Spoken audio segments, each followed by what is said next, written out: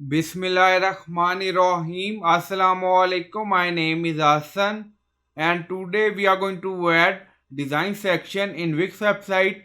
Before starting work, it's my request, please subscribe my channel. Thank you. Now back to our work. So we are going to add built-in layout or template section. Now you see add section, so click on it and then you see choose your starting point, design section, so click on it.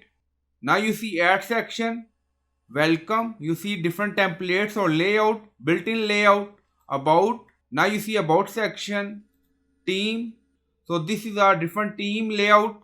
Now you see contact, so this is our form layout. Now you see multiple option, so you can select according to requirement. So we select about, and now you see layout. Now select, now click on it, and then you see new section added. Now scroll down. So this is our new section added. So this is our built-in layout in Wix website. So you can add any built-in section.